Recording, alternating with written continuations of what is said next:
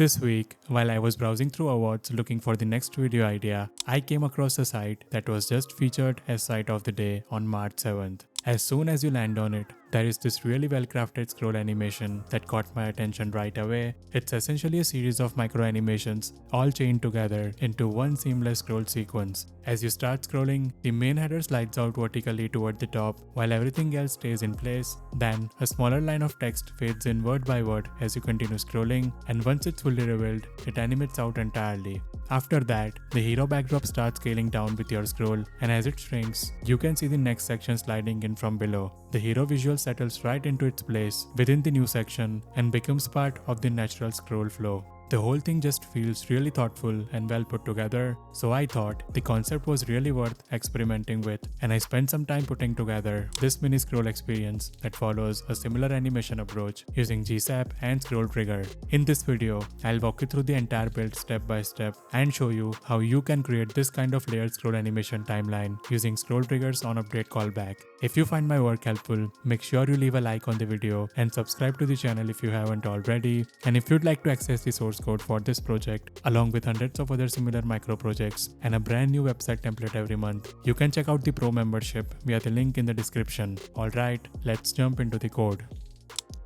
Our layout is going to have three main sections: a hero section at the top where the scroll animation happens, an about section in the middle with a scattered image grid, and an outro section at the bottom. Let's start with the hero section. Inside it, the first thing I'll add is a div with the class name hero image, and inside that, an image tag pointing to our hero image. This is the full screen visual backdrop that will eventually scale down as part of the scroll animation. Next, I'll add another div with the class name hero header, and this will contain an h1 with some placeholder text. This is the main heading that sits over the image, the one that will slide out toward the top as you scroll.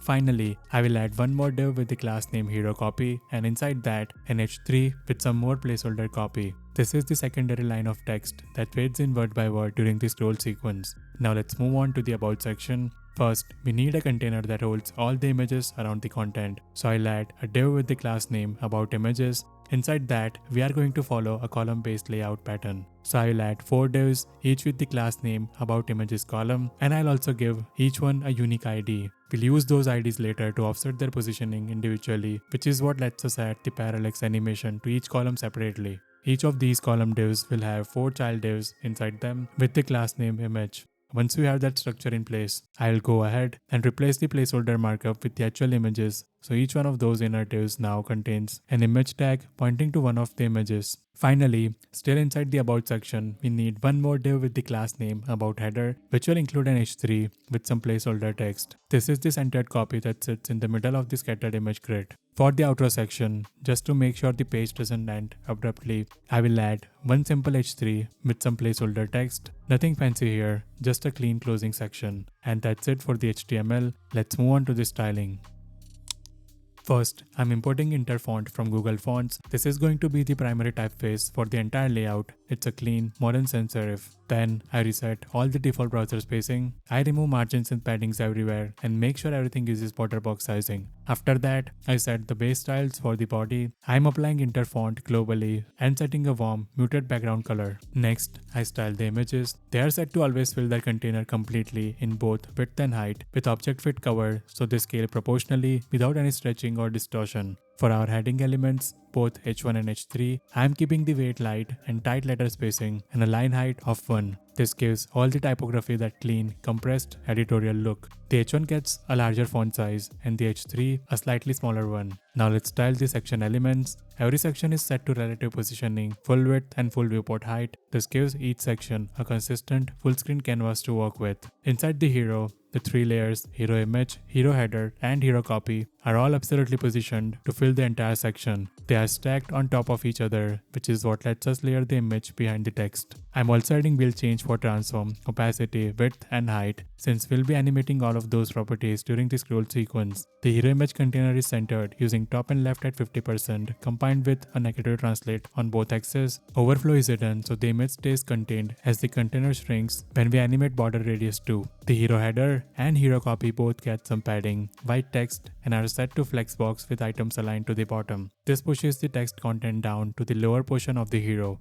The h1 is set to take up most of the width and the h3 takes up about half. Just to keep the text block blocks from stretching too wide. For the about and outer sections, I am using flexbox with center alignment on both axes and center text. Now here is an important detail on the about section. It has a large top margin. This creates the scroll distance between the hero and the about section. Remember, the hero is going to be pinned during the scroll animation, so we need enough vertical space below it for the entire scroll animation to play out before the about section comes into view. The about images container is set to full width and height, using flexbox with space between to distribute the 4 columns evenly. It has some padding to give the columns breathing room from the edges. Each column is positioned relative, set taller than its parent, and uses flexbox in a column direction with space around to distribute the images vertically. We'll change this set here as well since we'll be animating that positioning for the parallax effect. Each image container inside a column gets a fixed width and height, rounded corners, and overflow hidden, giving us those clean, rounded thumbnail cards. Now here is where the column IDs come in.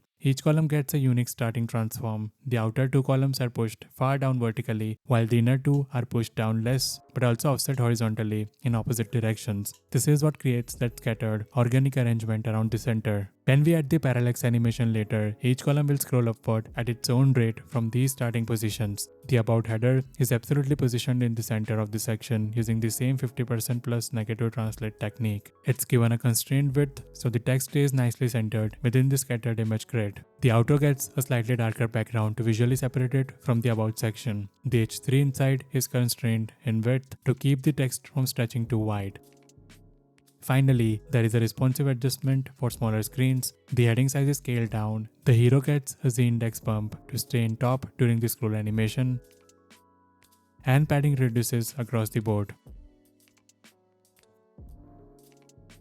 Text elements go full width so they don't get cramped. The image thumbnails shrink down, drop to a low opacity, and lose their color saturation. This keeps them from overpowering the center text on narrower viewports. And the horizontal offsets on the inner columns are removed so they stack more cleanly. And that's it for the styling. With the foundation in place, we are ready to move on to the JavaScript and start wiring up the scroll animation.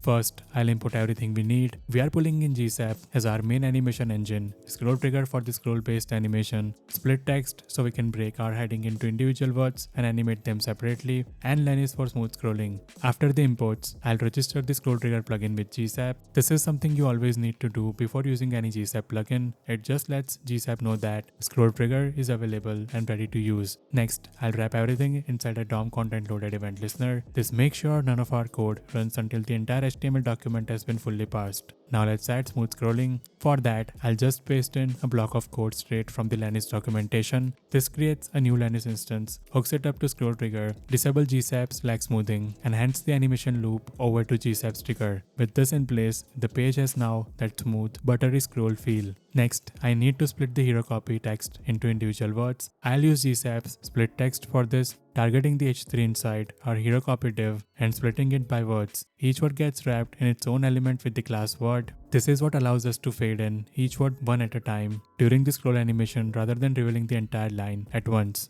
Now, I'll also set up a simple boolean flag, is hero copy hidden, and initialize it to false. We'll use this later to track whether the hero copy has been faded out or not. It's basically a guard so we don't keep firing the fade out animation on every scroll frame once it's already hidden. Now let's set up the main scroll trigger. This is where the core of the hero scroll animation lives. We'll target the hero section as the trigger. The start is set to top, meaning the animation begins as soon as the top of the hero hits the top of the viewport. The end is set to 3.5 times the viewport height, so we get a nice long scroll distance for all the micro animations to play out across. I'm enabling pin, which locks the hero section in place while we scroll through the animation. Pin spacing is set to false. This is important because we already manually added that large top margin on the about section to account for the scroll distance. And finally, scrub is set to 1, which ties the animation directly to the scroll position with a slight smoothing delay. This means the animation doesn't just play on its own, it moves forward and backward in sync with how fast you are scrolling. Inside the scroll trigger, we'll be using the onUpdate callback to manually control each piece of the animation based on the scroll progress.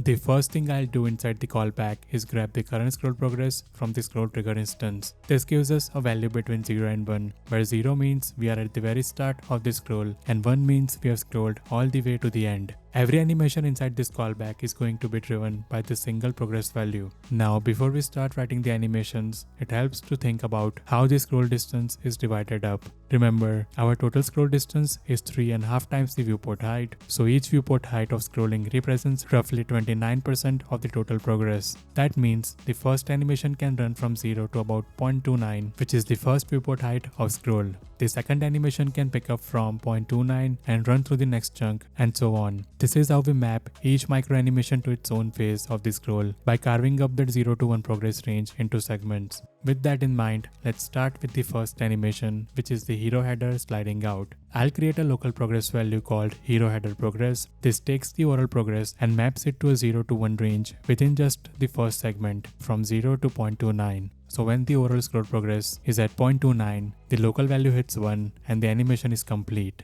I'm using min function to clamp it so it never goes above 1. Then I use GSAP set method to apply a vertical percentage shift on the hero header, pushing it upward as the value increases. By the time you have scrolled through the first viewport height, the header is fully slid out toward the top. Next up is the word by word fade in on the hero copy. I'll create another local progress value, hero words progress, that maps to the second segment of the scroll, starting at 0.29 and running to 0.5. So the animation kicks in right after the hero finishes sliding out. Then I grab the total number of words from our split text instance and loop through each one. For every word, I calculate its own tiny start and end point within that progress range. So the first word starts fading in right at the beginning, the second word slightly after, and so on. Each word's opacity is driven by how far the scroll has progressed into its individual slice. The result is that smooth, sequential word by word reveal as you scroll. Now once the copy is fully revealed, we need to fade it out before the next animation begins. This is where that boolean flag we set up earlier comes in. I am checking if the overall progress has passed 0.64 and if the copy hasn't already been hidden. If both conditions are true, I flip the flag and use GSAP's do method to fade out the entire H3 with a short duration. And if the user scrolls back up past that point, the flag resets and the copy fades back in. This two-way check is what makes the animation feel reversible. It works just as well scrolling up as it does scrolling down. Now for the final piece of the hero animation, the image scaling down. I'll create one more local progress value, hero image progress, that maps to the last segment of the scroll, starting at 0.71 and running all the way to 1. Then I use GSAP's interpolate utility to smoothly transition the image container's width from the full viewport width down to a small thumbnail size. I do the same for the height, going from full viewport height down to the same small size. And I also interpolate the border radius from 0 up to a rounded value, so the image goes from sharp corners to soft rounded corners as it shrinks. Then I apply all three values at once using GSAP's set method. The result is the hero image smoothly scaling down from a full screen backdrop into a small rounded thumbnail sitting in the center of the screen, which lines up perfectly with the about section sliding in from below, and then closes out the scroll trigger callback. Now let's handle the about section. For the parallax animation on the image columns, I'll start by defining an array of objects, one for each column. Each object holds the column's ID and the vertical distance it should travel. The outer two columns get a larger value and the inner two gets a smaller one. This difference in travel distance is what creates the parallax effect. Some columns move faster than others as you scroll. Then I'll loop through that array and create a GSAP's do animation for each column. Each one is tied to its own scroll trigger, triggered by the about section, starting when the top of the section enters the bottom of the viewport and ending when the bottom of the section leaves the top. Scrub is set to true, so the movement is tied directly to scroll position. As you scroll through the about section, each column drifts upward from its starting offset at its own speed, which gives the whole image grid that floating, organic feel. And with that, we are done. If we save everything and check the browser, the full scroll experience should be working. The header slides out, the copy fades in word by word, then it fades out, the hero image scales down into a thumbnail, the about section rises into view with the image columns drifting in at different speeds, and the whole thing flows into the outro. It all chains together into one seamless scroll sequence, and every bit of it is driven by that single progress value inside the onUpdate callback. Thanks for watching. I'll see you in the next video.